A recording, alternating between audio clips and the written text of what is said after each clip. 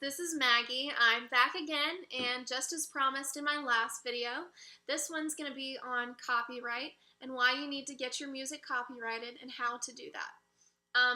First, I want to start by saying why we have copyright. Copyright allows an author to reap financial benefits from his work for a certain period of time. It doesn't last forever, but it does last for his lifetime. And the idea behind copyright is that it gives you the exclusive rights to your own work and encourages people to create. If we didn't have copyright and people were just allowed to create and then take whatever other people had created and claim it as their own, there really isn't that much of an incentive to come up with original ideas. So copyright protects that and allows people to receive financial compensation for the works that they produce. The last major overhaul of copyright laws was in 1976. I could sit here and go back into what the laws used to be, but all you need to know for right now is that copyright is the author's lifetime plus 70 years. After that, the work then goes into what is called the public domain, and that's where anyone is allowed to use it for their own purposes, and the author is no longer due compensation for that work. The next thing I want to talk about is copywriting specifically for music. If you're wondering, there are other things like patents and trademarks. Those are forms of copyright, but they're not for song recordings. So a patent would be for an invention, and a trademark would be for like a logo or a brand name. But copyright applies specifically to song recordings and song lyrics. And what's really important is that some people think if you write a song and you record it and you have it copyrighted, that everything's okay. But what you need to know, especially if you are a songwriter, is that when you're seeking out copyright for your own works, you need to get the lyrics copyrighted and the song recording copyrighted. And what that's called is the phonorecord as far as the songwriting. So, you know, when you look at song lyrics or like a book or something and you see the little circle with the C in it, that means that those words are copyrighted. And the same thing if you were to open an album cover and look, there's going to be the same circle, but it's going to have a P in it for phonorecord, and that's the sound recording. So you do have to make sure that you get the lyrics and the recording copyrighted. It's not just one for the other. So what can be covered underneath copyright would be literary, musical, or dramatic works, pantomimes, choreography, pictures, graphics, motion pictures like movies and things, sound recordings, and architecture. So all of these things are covered underneath copyright. And like I said earlier, you know, inventions and logos are called other things, trademarks and patents. But what copyright gives you is the exclusive right to reproduce and distribute the copies of a work.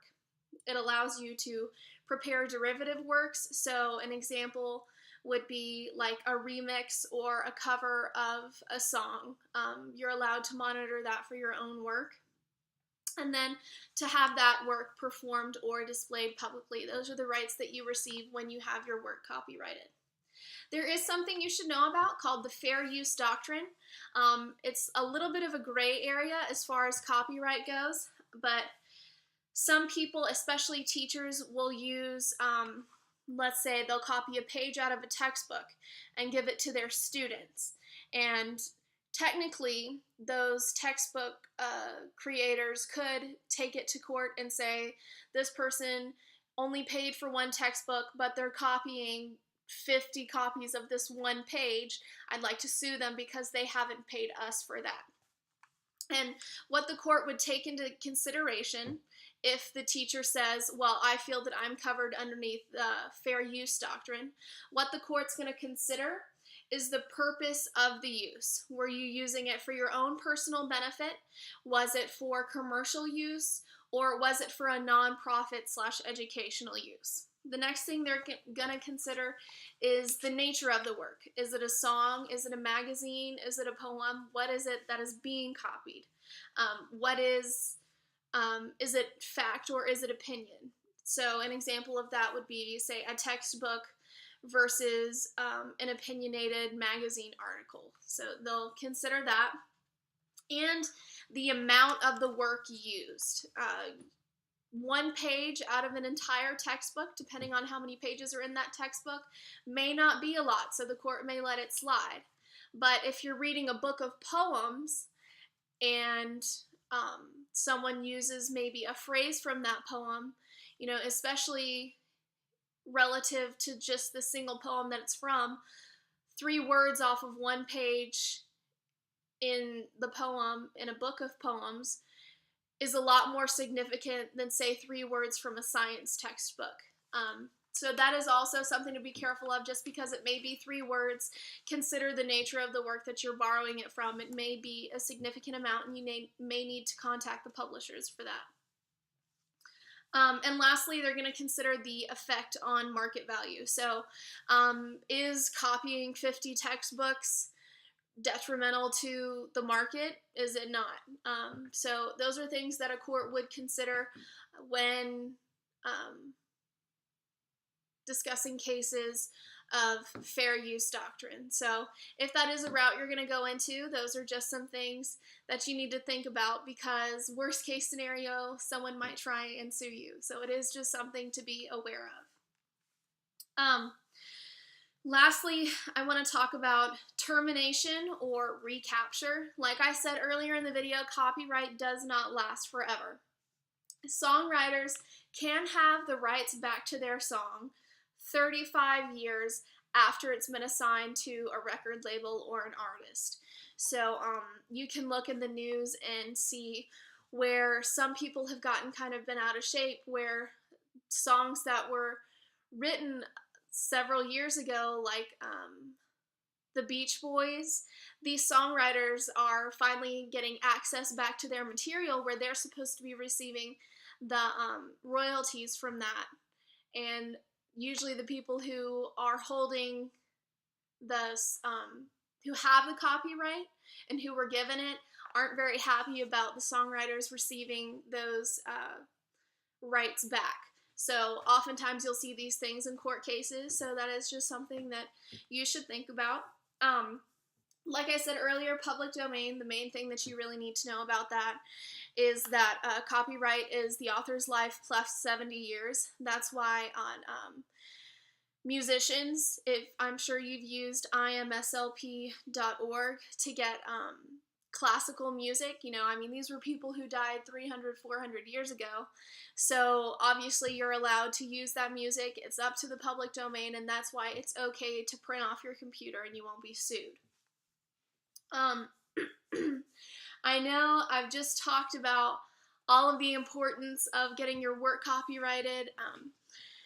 It's very easy for people to take your work, and it's important to go through the Library of Congress. You can go to their website and have your song lyrics or song recording copyrighted.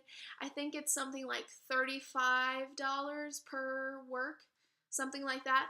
But it's very easy to do, and it'll be documented in the Library of Congress. And if someone tries to say, I wrote this, and you know that it's your work, you can prove that you have the rights to it, because the Library of Congress holds that copyright for you. Now that I've said that, technically, if you were to come up with a song lyric and you write it on some sort of a fixed medium, it can be a piece of paper, it can be a napkin, technically, at that point, you become the person who holds the rights to that.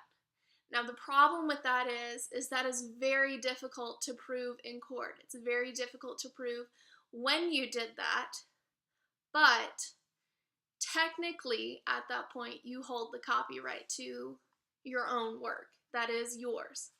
But definitely do not risk it and just think because you have a notebook of your song lyrics that no one's going to take them, because it's going to be very difficult for you to prove. If someone does take your work, it's going to be very hard for you to sue someone else if you don't have it copyrighted. So that is just something to think about. And now that you guys know how to write wonderful songs and copyright your own works, stay tuned, and I'll talk a little bit about the market in my next video. So thank you so much for watching, and I'll talk to you guys later.